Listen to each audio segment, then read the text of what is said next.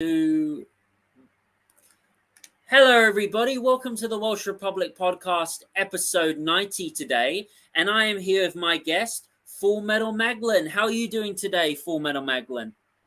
I'm doing well. Thanks for having me. How are you? I'm not too bad. It's a bit hot here in New Zealand, the weather is. Have you been up to anything much today? Same thing as usual. Just been working on my character art and my character development for my project Crypto Sluts. That sounds really, really cool. Oh, I just want to let you know, your hair is looking very nice today, and you are looking very pretty today, too. Thank you. Appreciate it.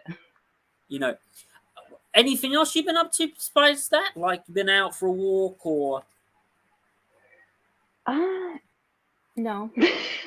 Today was kind of a lazy day. I just did some pretty busy shifts. So I work as a waitress. That's like my day job.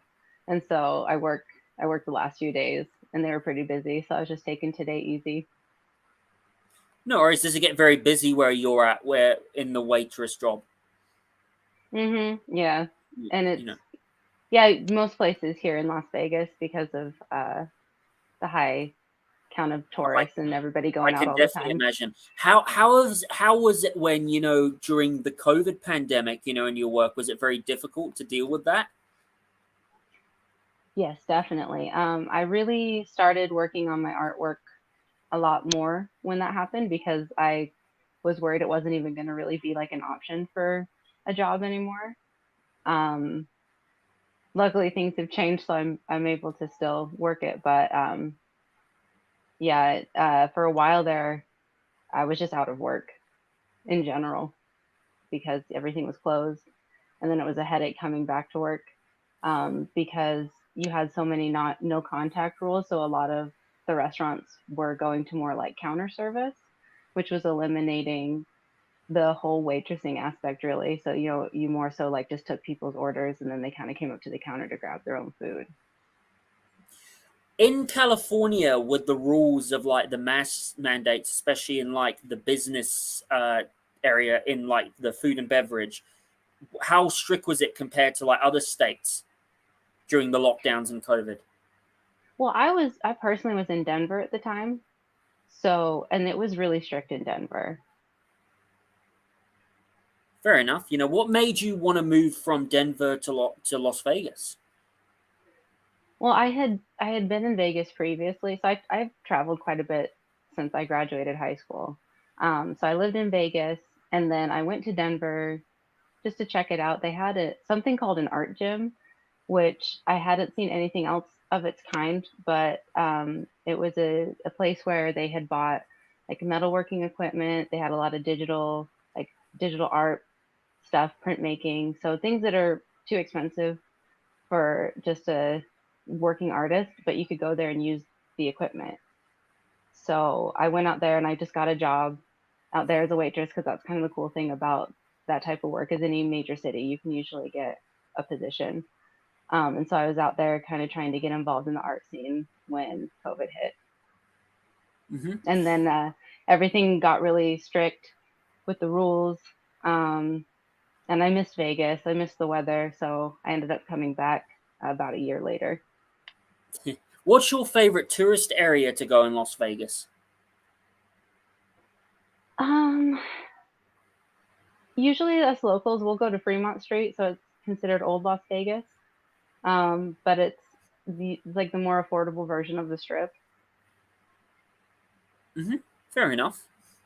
I mean, I would love to go to Las Vegas and like go to the fountain area, like in the movie, Ocean's 11 with George Clooney. That scene was very, very cool. The fountains that lit up at night. Yeah, a lot Yeah, of that's history. really cool. You know, what would you say is your favorite casino to go to? It's actually also on Fremont Street. It's called the D, and they have shimmying card dealers, and The you D. can, Oh my yeah, gosh, the D. That sounds like a pretty interesting name. yeah, it's very tongue in cheek, which I like, and they also accept Bitcoin for certain things there, and they've got like Bitcoin ATMs and stuff in there, so it's cool. There's quite a bit of crypto adoption that I can see here in Vegas. The casinos are getting into it. Different businesses are getting into it. I know there are businesses that are even trying to incorporate NFTs as well. So I think it's a really cool city. That's also another reason why I came back, because there weren't really any NFT meetups in Denver, but there are meetups here in Las Vegas. And the college UNLV also was getting involved. So there's a lot of cool stuff here with crypto and NFTs. Would you say Las Vegas has one of the best, NFTs crypto like scene compared to other states in America? I haven't been to any others, so I couldn't compare and contrast from like personal experience, but I know that Vegas doesn't really get mentioned for NFT stuff like Miami or LA or New York. So I would say it's probably like the best like unknown spot, like a little gem, undiscovered gem of a place for it. I think it'll grow a lot. So speaking of that, tell me about, your project, the Crypto Sluts. Like what made you want to start it, and what made you want to start it, and how long have you been doing it for? So where do I start? So I've been an artist my whole life. Um, and Crypto Sluts started from an experience I had in Denver. So it was right before the lockdowns. It was in February of 2020. And East Denver is like a huge, like the biggest Ethereum conference in the world. And I didn't know it was coming to town, but I ended up passing by it when I was out walking. So it didn't cost anything to get in. So I just had to like sign up for it over my phone. And then I got to go in. And it was my first like in real life crypto event where I was around other people that were into crypto. Cause up until then, it was usually like me trying to talk to my coworkers at the restaurant. And they're like, sure, that made up internet money. It sounds silly, you know? So it was really cool to just be around people that were already in the space. And I saw Vitalik there, which I got pretty starstruck. And so I just went home and I was really inspired to, because I've always drawn like sexy women. That's usually like what I tend to go towards. So I went home and I was like, well, I'm going to draw a girl that kind of personifies my experience I had today at the conference. And then that started. So then I ended up doing one that was a Bitcoin girl, and I did one that was a Dogecoin girl. And that was before I had ever done like crypto sluts, but that was just kind of where these characters started coming to life. And then crypto sluts was me taking that, but then, matching it to the NFT trend that was popping off with the profile pictures, which most people know, like Bored Ape Yacht Club and Crypto Punks were kind of like the main ones.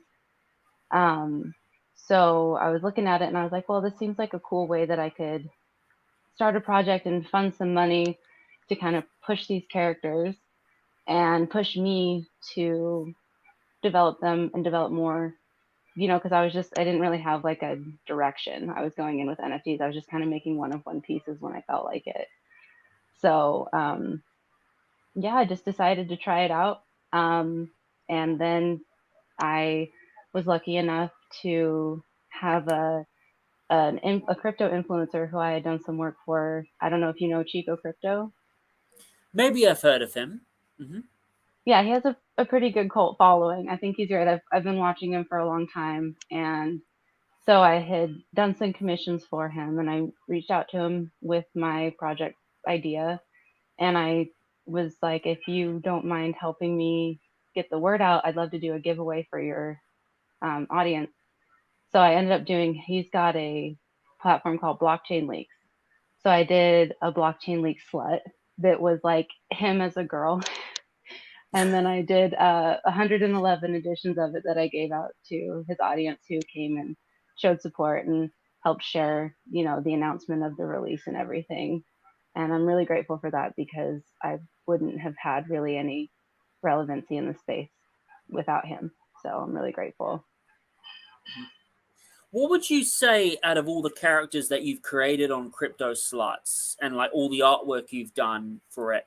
What would you say is your favorite character that you've drawn on Crypto Sluts, and what is the favorite piece of artwork that you've done out of any of the girls? And what do you think has the most beautiful, looking body out of all of them? Um, I don't know. I don't have a favorite, but I have been. I think the most fun I had was I did one with the Binance slut sitting on top of Sam Bankman-Fried. He's on all fours. I don't know if you've seen it, but he's on all fours and he's got a ball gag. And it was because of the whole thing where CZ offered to buy FTX off of him, and he's like, just send me all the information. And then when CZ was going through it, he was like, yeah, I don't actually want this because there's a lot of money missing. And that was like the whole beginning of the fall of FTX. Yeah, I think maybe one you should definitely do is you should definitely do one for like Biden and the declassified files at the moment where they found six at his home recently. That would be a funny one to do. Yeah, I don't know which crypto slut I would use for it. Fair enough. Yeah. Who would you say is your like favorite crypto influence person, and what has been like your favorite book, that you've written, like that you've read, like from any crypto person that has given you the best advice on like crypto stuff? Well, Chico Crypto is the crypto influencer that I am the most familiar with and have watched for the longest. He's really good at kind of deep diving into more than just like the price action, but he'll kind of be like, he's like a sleuth, He likes to kind of do the deep dives and get into some of the crypto conspiracies, which I really like. And I don't really read any books on crypto. I'm more of like, I'll listen to YouTube videos or podcasts or read like articles that come up. So it's kind of like picking from all different areas. Mhm. So when you look right now, because right now the United States dollar, a lot of people are saying that like the petrol dollar is going to be going downhill, it's going to die. And obviously, there's rumors that Biden signed an executive order, which is this is fact. He signed an executive order which is going to bring in the centralized dollar system, which is going to be very bad because it's going to be very corrupt with people. When you look at that coming and stuff, and especially like when you look at China and Russia going to a digital system and stuff, do you feel that like crypto and Bitcoin are the ways to fighting like the new world order system? Because there are some people who don't trust crypto, some people say it can be easily scammed, it can be easily influenced. Like, what is your doubts to people who have those doubts towards crypto, potentially maybe not being trustable? And do you think crypto is one of the best ways to fight this new centralized digital dollar system that these elitists are trying to bring in? Well, I can understand why people don't trust crypto, especially because I think the majority of people lack a personal experience that has caused them to question the government structure and the banking structure. So usually, people that I know that are embracing crypto, they either, and I hear a lot of people talk about like fractional reserve banking, which was something that I already didn't trust the bank because I had had my own issues with the bank, but like learning that they're lending out money that they don't have, they're just printing money off. And then knowing that the government can just come in and take your money or shut down your bank account if you're not behaving in the way that they want you to.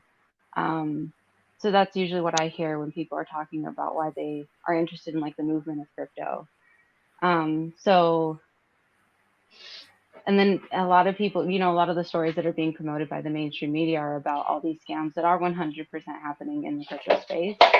But what's not really being said is most of those scams are happening from people that were already in the traditional finance structure and just knew that they could come and exploit a market that's not being regulated. So Fair enough. yeah, so I mean, but and then back to crypto, like I definitely believe that we should be embracing decentralized cryptocurrencies instead of CBDCs because what I believe the CBDCs are going to offer the government is a way to override the self custody that currencies like Bitcoin offer you, where sure, it'll be digital and it'll be fast, but they'll be able to take your money that much quicker. They'll be able to block you from spending it in certain ways that they don't want you to. Um, so And the cool thing I like about the crypto space is how many different currencies there are. I don't want to see it just come down to one there either. I think it's really important that we keep a freedom to be the creators of our monetary systems. By the way, what was that noise in the background? Was that a pet of yours? No, that's my husband eating some chips. Oh, fair enough. Thought that was like a pet or a cat because I have some people come on my show and I do hear, the pet in the background. Yeah, like I was saying, I do agree with you, that crypto is going to be very hard to like for the government to isolate and, stop from going. And that's a good thing because crypto has its advantages. It's very hard to shut it down. If they wanted to shut it down, they would have to shut down the whole internet. And I think it's good people, Magdalene, to be, spreading crypto, to be, bringing up the, well, look, it's got its issues, especially, lately where you had the Sam Bankman-Fried scam where people lost crypto money and stuff, which you could argue is not a very good thing. But yeah, what is your opinion on like lately? Because in the American bank, they had a bit of a situation, Bank of America, they actually had a situation where people were actually losing some of their money out of their bank account. What is your opinions on that? Well, from what I heard, it was like supposedly delayed Zelle transactions or like Yeah, doubled up, that's like double that's it. spending. So that's something that Bitcoin addresses really well. You're not able to double spend Bitcoin, which also prevents you from being overdrafted. Like your Bitcoin wallet can't be charged for negative Bitcoin. I mean, your Bitcoin wallet can't be charged. You have to send the money out yourself. So you're always approving the transactions yourself from your wallet. So like that's always been impactful for me because I work paycheck to paycheck. So when I've got all my bills coming out, if something gets charged twice and then I get overdrafted and then I'm going to get overdrafted again for another one coming out. So it's like it just becomes a cycle and I don't, I'm not making more money to cover that. And then there's no real repercussion for the bank, even if it's their mistake. Um, and then even on top of that, like another thing that's hard is these banking holidays where my paycheck will get held up because everybody goes on holiday and then they'll even take an extra day after the holiday off. And so my money's just in limbo.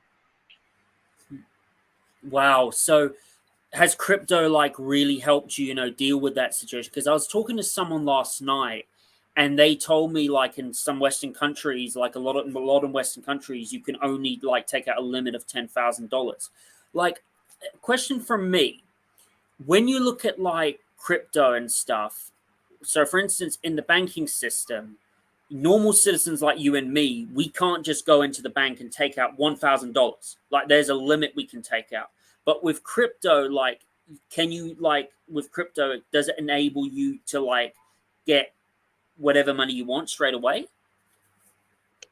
Yeah. So here in the States, you have to declare any transaction over $10,000. But with crypto, I could send you like $11,000, $12,000 right to New Zealand with nobody's permission. I don't have to tell anybody where I got it. I don't have to tell anyone why I'm sending it to you. It's just independent peer to peer money. Wow, that's I do know in New Zealand they are definitely, going to try and go after crypto because if they see something, because in New Zealand and Australia, we are controlled by the banking system that controls the United States a lot, and eventually they will. But the fact to hear that's awesome, man. That's really cool. Yeah, the only concern I have right now is um since Bitcoin, I know a lot of people think it's untraceable and it's private, but it's actually extremely traceable. And so you don't have your name on your wallet when you make the wallet. But a sneaky way they got everyone's information was these onboarding exchanges like Coinbase, where you had to do KYC, which is know your customer. So people uploaded their IDs and connected themselves to their wallets.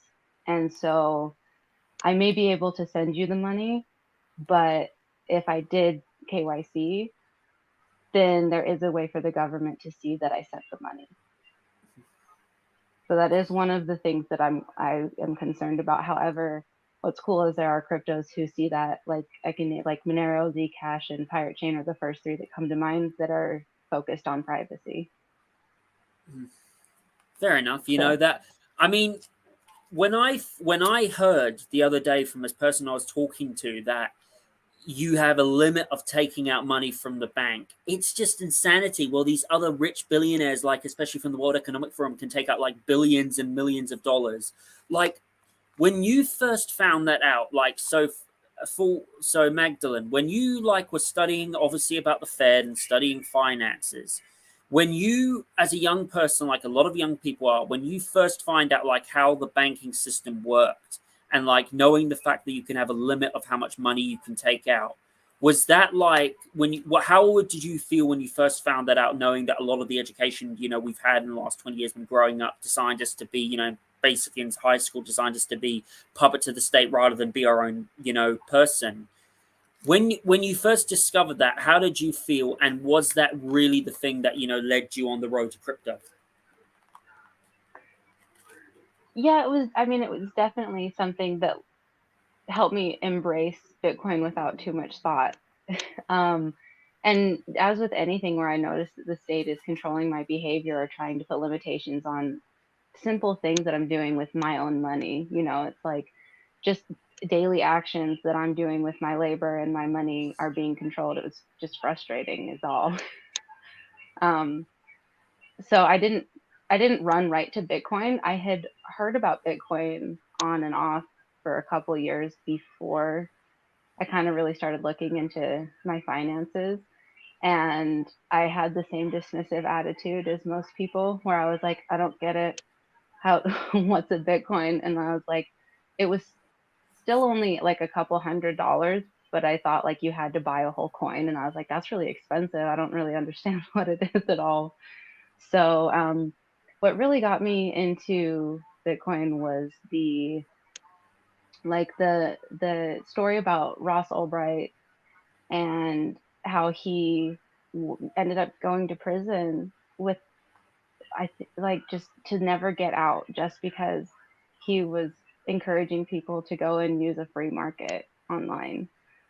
And that really hit me, that that was just so messed up. That was just another thing where I was like, wow, this government's really terrible. Absolutely rubbish. And yeah, it's insane how you have Sam Bankman-Fried getting arrested. Well, he get arrested, but he's gotten free out of bail. I mean, where's the justice in that? That's absolutely outrageous.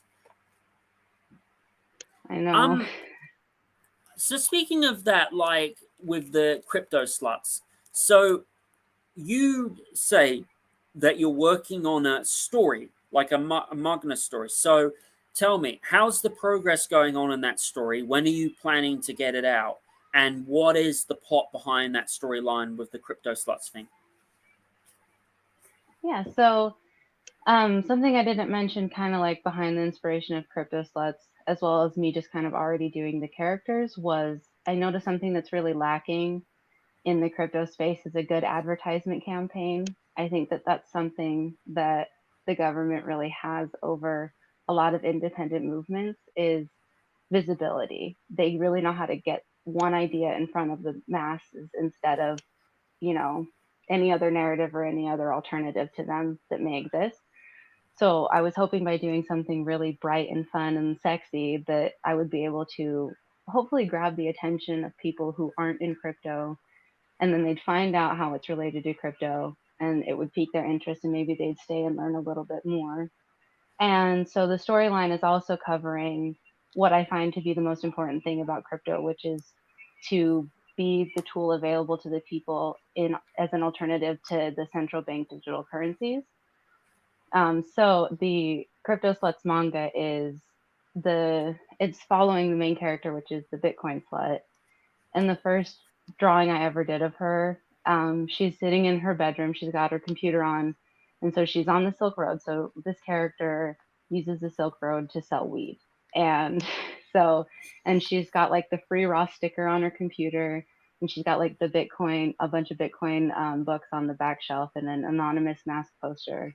So she's like the redheaded libertarian um, type character, and it's her adventure Is going. would that character be a reference to Josie? You know Josie, the red hair libertarian, the famous one. Are you referencing that character, her? Not her specifically. It was actually because so on Twitter, I fell into the libertarian kind of Twitter really early when I got on Twitter, especially with like the posts about Bitcoin and such. And I kept seeing memes where they were saying that the red don't trust the redheaded libertarians accounts because they're really just the Fed. So I was playing off of that for it. And then also I wanted to make the character kind of based off of myself as well. So it's definitely like slightly inspired by me, but like she's way more badass than me. But Who are the other? Go ahead. Yeah, go ahead. Like you're saying. oh so right now I've just been putting the story together. So it's her adventure and how she interacts and works with the other crypto sluts to fight against the CBDCs for freedom. Fair enough. Who is like in that comic book series? Who's like the overlord, like the bad guy in that?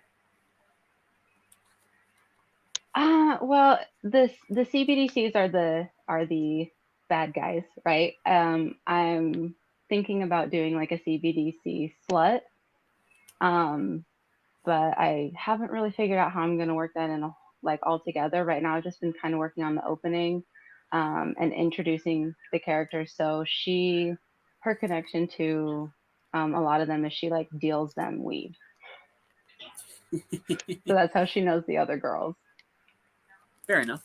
Did you want to show some of the photos of the crypto sluts on your end, like share a screen, or can you not do that?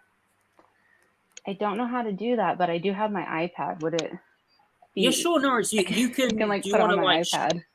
Do you want to like share some photos of some upcoming, artwork you have for your fans? Sure, definitely. Let's see. Let me pull up. So, if anyone wants to check it out, I have a website. It's www.fullmetalmagdalene.com. And the first page will just have, it has like a little digital art gallery. But this is that, it's not very good. That was the first one I was talking about. That's pretty cool. That's awesome. I like the look of that. Like it's very fancy. The mask is very cool. That's very cool. That's good. Thank you. You know. Um, so yeah, that was the first of her. But then let me see if I can. Then I did a play on the Ahiago face for the profile pictures. So that's her as the profile picture. What's the story with them taking the LSD type of pill? Does that like give them superpowers or something like that? Or So it's not like a pill or anything specific. It's supposed to just be the crypto. And so I wanted to do the face because I mean it's a little bit of outrage marketing. It's very attention grabbing. But ultimately I was trying to capture like the elation and the excitement that everyone feels when the bull market is coming. And everyone's just super excited, like we're going to the moon. This is the future. We're all on the rocket ship. We all made the right bet. Like all of that excitement in the bull market. So that's why I use that face. And then I'm looking for the next evolution of the girls before the manga. So the ones that are kind of coming out now are these slutty meme cards that I'm doing. So this was her, the dog that sits in the room that's on fire saying this is fine. oh wow, that is looking very pretty. Very good drawing. this is this is fine. What would you say is your favorite one out of all the meme cards you've done? So here And the I got that funniest. one. I got the one with SBF in it. Hold on a sec. So it's got Binance. She's saying, "Now Sam, you've been a naughty naughty boy."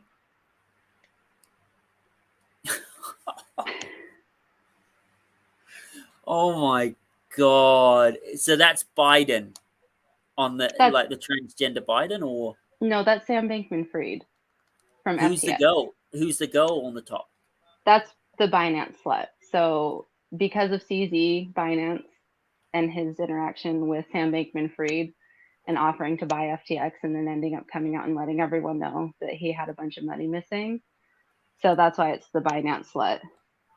Oh, it's And that girl with the glasses. Oh, no, I see. That's freaking hilarious, man.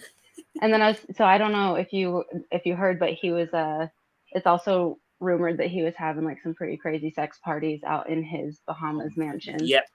So that's why I had that. You know what, Magdalene? That area, Haiti, and or I mean not Haiti, but Bahamas and Dominican Republic, where they were in, has a lot of that the United States government and the CIA have been using that place as like a hotbed for human trafficking, and it's just absolutely disgusting. And you know what's going on. I think it's outrageous what's going on there. Yeah, pretty horrible. They do it all over the place, though. Anywhere they can get away with it or make some money, it seems like it's going on. So, speaking of that, what is your opinion? Do you think that it is ever going to be possible for the government, especially the globalist governments, to take over Bitcoin? Do you think it's possible that they are going to be able to take it down? Or do you think that it's just too powerful, it's too influential for it to be stopped? Do you think it could be stopped or no? I think that what they will do, my guess, is what they usually do, which is they won't try to take it down, but they'll try to figure out a way to use it to their advantage. So that kind of brings me back to if it's traceable and they can get you to identify yourself with your wallet, then they can watch where you're spending your money, and they can like blacklist different wallets. So they'd be able to say, okay, if you send money to this wallet, that's illegal. Or if you know, that they could use it in that way. That's kind of what I would assume they would do, because I don't think that they can actually shut it down. Yeah, I don't think they would be able to, too. It would be very difficult. So, with that like argument, how do you, in your opinion, think the world would be like if we just got rid of all the banks, got rid of all the banking system, we just embraced crypto? Do you think it would be a better world, and do you think it would be logically possible for that to happen? Yeah, it would be different from how we do it now, so it's hard to imagine exactly how it would play out. But I believe it would enable us to have an actual free and open market where you let markets kind of settle things rather than having all these chokeholds. I think there would be so much more innovation. I would think there would be a way better distribution of wealth amongst everyone. And then you even move into NFTs, which are a really great tool, where you can identify, or what's the word I'm looking for? You can corroborate any asset, digital or physical, to an NFT, which allows you to eliminate even further third parties. So, like, you can put house deeds as an NFT. Anything that has this middleman can be mediated when you start to use NFTs as well. So, I think it would be a really good future for all of us. And I mean, you're still gonna. I'm assuming you're still gonna have issues. I don't think anything's a perfect plan, but I definitely see it as a huge improvement on what we're dealing with currently. Absolutely. Got a question. Who came up with? So I all know that like Bitcoin was made, by a Japanese guy. Where did the idea of NFTs come from, and what year did that come out? I wish I knew specifically. I know, I believe that CryptoPunks was kind of like the first one to make it big. And it was cool because, so I didn't know this at first, but the images that are usually tied to an NFT are not on chain because the file's too big. So actually what you're dealing with when you see like an image that's tied to an NFT is the image is hosted on a server, and the NFT, like the token, just cooperates to the image. But with CryptoPunks, they were pixelated, so they're 8-bit, so they were small enough, they're actually on chain. But I know that there were other NFTs before that, and people were experimenting with it before that. But that was kind of like the beginning of making them popular. And then it just kind of boomed from there. And then Bored Apes, because like Gary Vee got behind it and then got a bunch of celebrities behind it and a bunch of marketing. So that's kind of where I see the importance of marketing. That's what really brought it to the public. And now, most NFT projects are just following what Bored Apes did. which I'm hoping to see people move away from that because it's just one way to do it. And I think a lot of people just still don't really understand even what an NFT is. How many people do you get that asking you a lot of the time? A lot. And then, still kind of comes down to like, I don't get it. I could just right click save. Whereas, so, especially people who don't have any exposure to crypto, because knowing about crypto and having been trying to understand it before I was introduced to NFTs helped me to better understand NFTs, which is I'm able to, prove authenticity because it's on an immutable ledger. So you're able to see where it came from. So, when something's minted from my wallet, that's kind of like my digital artist signature. So somebody could take the image and mint it to a different wallet, but you'd be able to know it was a forgery if you knew what wallet was mine. And then you can also prove ownership of the token because it's, you can see whose wallet it's been sent to. And also you can track the price as well. So that's pretty cool. Because that was the big thing, like with Beeple, he was a digital artist for years and years, but there wasn't really a way for digital artists to sell digital art, which is kind of online. But now you had a way to prove authenticity and ownership of digital art. Mm-hmm. Fair enough. What do you think is the biggest mistake that people make with Bitcoin, NFTs, and what would you say is the best advice you would give to them, like to protecting their Bitcoin from hackers and infiltrators who are trying to get them, like pretty much, and scam them? So keeping your money on an exchange, you never want to do that. You want to keep it on a private wallet. I like Trust Wallet if anybody's looking for a good wallet for that. Also, what would you say apart from Trust Wallet is also another, like, hold on to that other question I asked you, but I'm just going to add another bit to it. What would you also say is a very good company, to trust for crypto, protection, just like how gold, has that savings protection thing? So I do Trust. Trust is great because you can just have it on your phone, but you can also do a hard wallet like by Ledger, which is even an extra layer of security because when you plug it in, you have to interact with the screen of the ledger and your computer. So if you don't have both, you're not going to be able. And then you also need your 24-word seed, which leads to my next one, which is never take a picture on your phone or copy paste your 24-word seed because that's how hackers get a lot of people because they just need to access your files on your phone or your computer.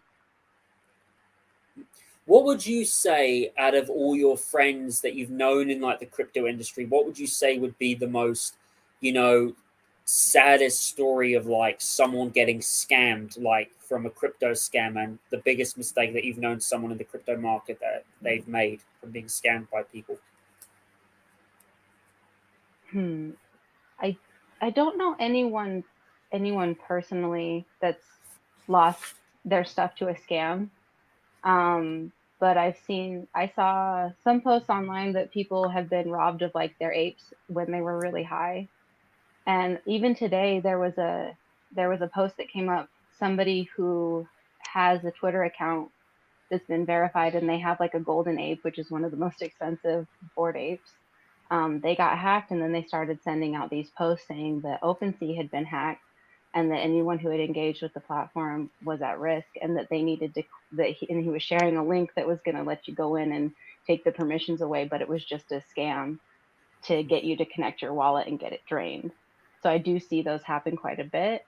And if you've been in for a while, I just knew it was a scam, right? I could look at it, and especially too, you'll know because they'll take the comments off. So you can't comment and say it's a scam, but they're banking off of everybody's panic. Because at first when I read it, I was like, oh, was it? Because I'm obviously connected to OpenSea. I have contracts on there.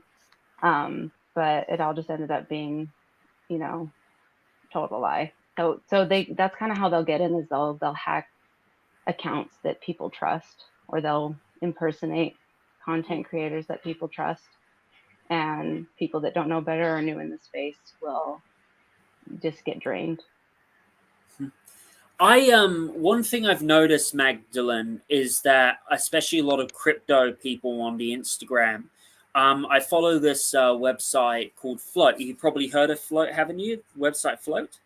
with Mm-hmm. Kingsley and Aaron, who I'm very grateful for. They're the guys that helped me get my podcast starting. So I shout out to them. Thank you for that. Give them respect for that. Is I've noticed like people like Kingsley and Aaron and other person like, the Vigilant Dollar, they've had some, people like make fake Instagram accounts of them and like pretty much, like will say, hey, I'm the real this. And then all of a sudden, it turns out they're not. Funny thing, scary. I actually, got followed by an account by a fake account of Larry Sharp. It's not the real Larry Sharp, it's a fake Larry Sharp. And it's so scary because that fake account of Larry Sharp, and like I've had another, person who I thought was the real, guy that like the Vigilant Dollar. He's had a lot of, scandals and incidents where he's had scam artists make fake accounts out of him. And it's like it's what's scary is those fake accounts like have thousands of followers, and when you have thousands of followers you would think, oh, this is the real Larry Sharp or the real, when it's not. It's just so scary. Have you seen a lot of that around? Yeah, yeah, especially on Instagram. Because they'll see that my account is featured around crypto, and so I'll usually get it from other crypto content creators I'm following. That it'll have like their name and it'll be followed by like a period or a one, or it'll just be like a slight deviation in the username. And then I recently found out how they're getting these accounts that have followers, because I used to wonder why people would go through the process of like like get scam, like locking people out of their accounts. But now I found out like that's a whole business online where people will steal an account that has a certain amount of followers, especially if it's focused on a certain topic, and then they'll wipe it of all the old posts, put up new posts as like a new personality, but they kept all those followers. They can sell it online to somebody else. So there's a whole bunch. There's a whole like network and economy behind like these fake accounts online. Have you had any experience with that lately, Magdalene? Of like fake accounts following Yeah, me. yeah. Yes. Yeah. I've reported a couple today even. I try to do that. I try to like, Oh you know, God. say something. I don't know how quickly they're on it though. You know, so Magdalene, you told me that I was watching a video of you doing an interview with someone. What would you say has been your favorite interview that you've been interviewed by a person, like your favorite interview that you've done with a person?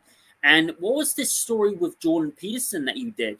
Like, if you helped him out with something, you wanted to, like, was it for like he was something for his like YouTube channel? What was that about? Because he was doing like artwork collection. I wish I could say I had any interactions with him personally. That's not the case, but what it was he did like a call for illustrators.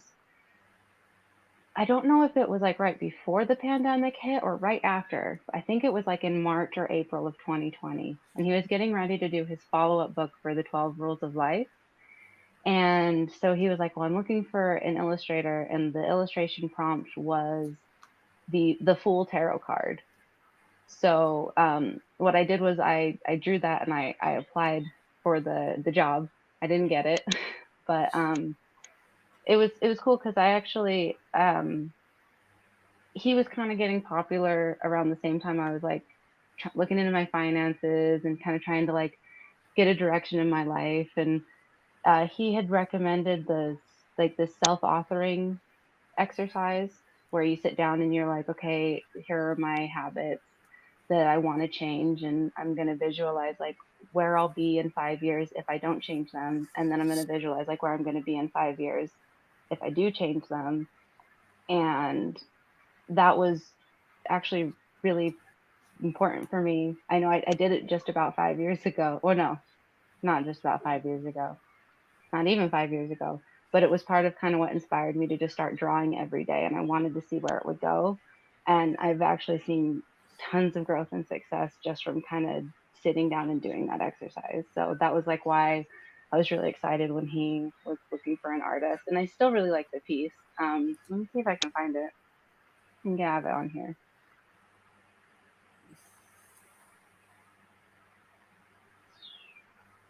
Yeah. Oh wow, that looks really really cool.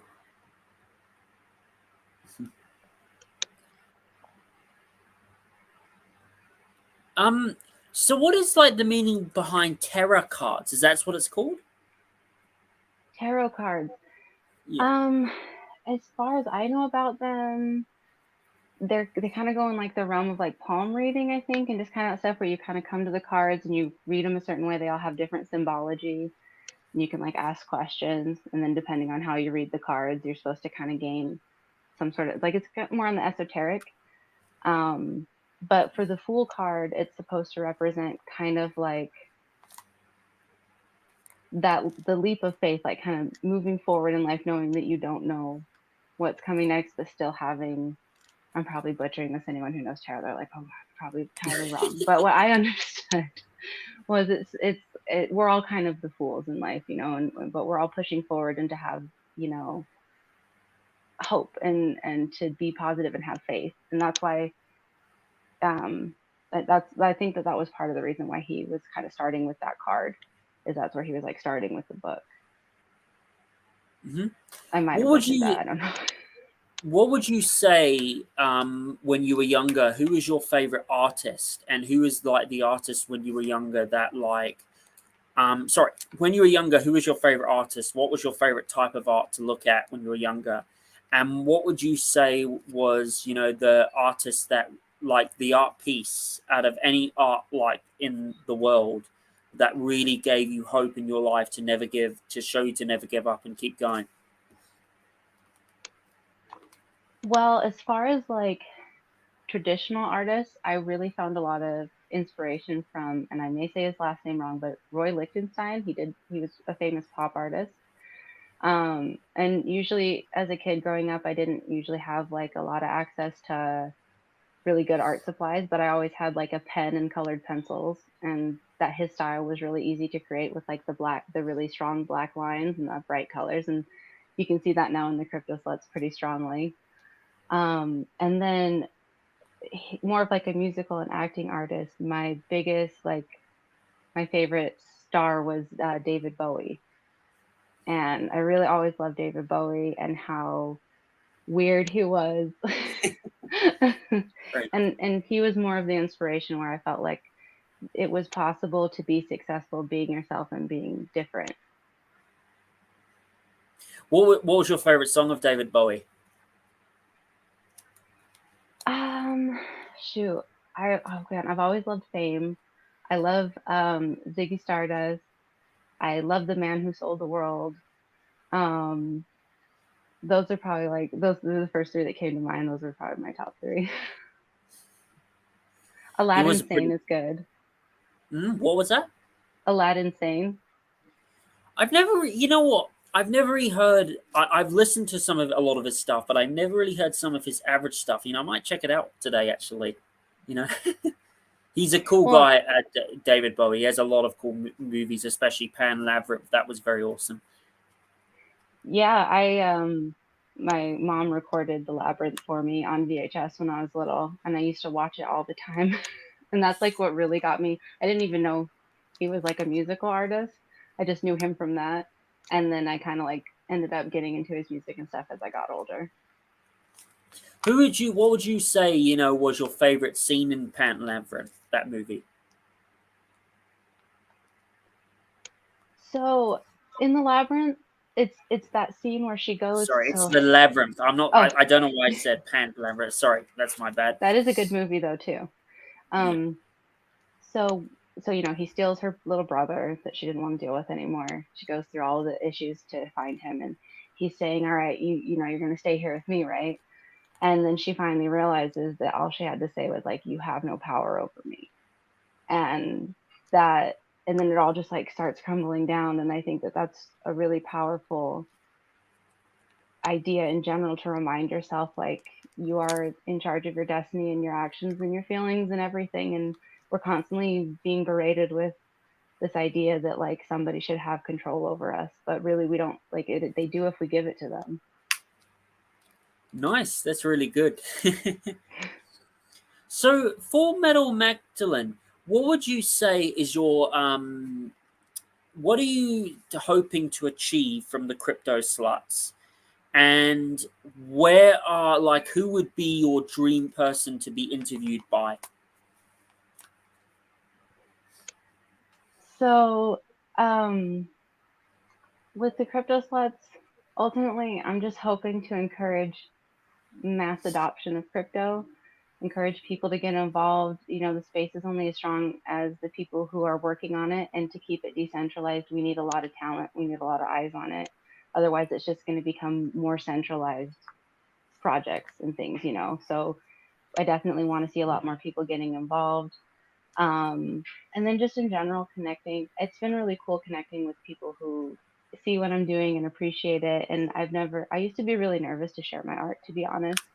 And so it's been really cool to put it out there and then to find people who like it and kind of see what I'm doing. And then a dream interview.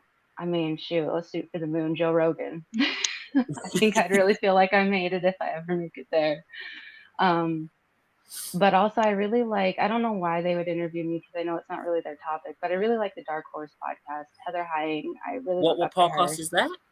The Dark Horse podcast with Heather Hying and her husband, Brett Weinstein. They're biologists from, I forget the college they were working at in Oregon, but they have a podcast. But they don't usually, I don't think they ever cover NFTs or anything. Fair enough. Anyone else you would like to go on to?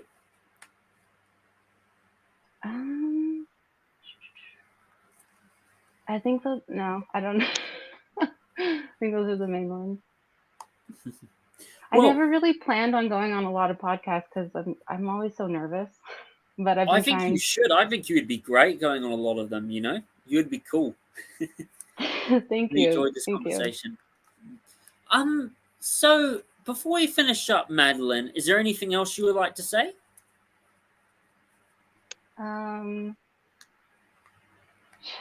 Shoot, I always know I should like plug my stuff here. I'm never prepared. If you are into crypto or you like manga and pop art, like definitely give me a follow. I do have a really exciting collaboration I'm going to start promoting tomorrow, which I think you'll find interesting. I don't know if you know of like he calls himself an apolitical digital propagandist, Nick Vader. He does the promotional posters for Joe Rogan and Kill Tony that would be like the ones I think most people would know. But we're doing an NFT collaboration, and I wanted to do it in part because right now OpenSea is like, and I'm just going on a whole thing. I'm sorry. OpenSea is like the main NFT marketplace right now, but they're censoring a lot of people. Like they'll delist or whatever. So when you upload to OpenSea, they host your files and it's on their contract. So I wanted to do a project with him where we're going to deploy a contract on Manifold where we own our own contract and the images will be hosted on Arweave, which is a decentralized database. So it should be resistant to censorship. So I kind of wanted to do something with him because he's actually been banned off of Twitter for his Oh, artwork. you kidding me? A Yeah. lot of people are getting banned off Twitter lately. It's ridiculous, you know? Yeah, so I thought it would be great to kind of do something with him that would address something that even I'm nervous about eventually being censored for whatever reason, you know. So I want to kind of put something out there that would show people there's a way to work around that with NFTs. Well, where can people find you? So my website is www.fullmetalmagdalene.com. That also has a link to my Instagram and Twitter. On Instagram, it's also at fullmetalmagdalene.com. And then on Twitter, it's a little different. It's Full Metal Mag, and the E in metal is a 3. Well, thank you for coming on, Magdalene. It was a pleasure having you, you know, and I hope you have a lovely day. And I wish you the best of luck with the Crypto Sluts. It's a really cool project you're getting along. And I just want to say to everybody, make sure you follow Magdalene, check out her work. She does very fantastic artwork, very cool, very interesting with the Crypto Sluts. Give her all the support she needs. Very awesome. And also, just to let you know, everybody, my main channel, of course, got a YouTube strike. So I'm having to use the backup channel, which is very irritating. I know the censorship is getting ridiculous. It is pretty annoying. So it's going to be at least 2 weeks before I have a video out on my main channel, so I'm going to be using my backup channel for now. Please make sure to go and subscribe to my Rumble and BitChute, not BitChute, sorry, Odyssey. Please remember, everybody, to like and subscribe, like, share, and subscribe to my channel. And also make sure you check out, the Full Magatons channel too. Have a nice day, everybody. God bless you all. Thank you for joining the Watch Republic podcast episode 90. Take care. See you soon. Bye.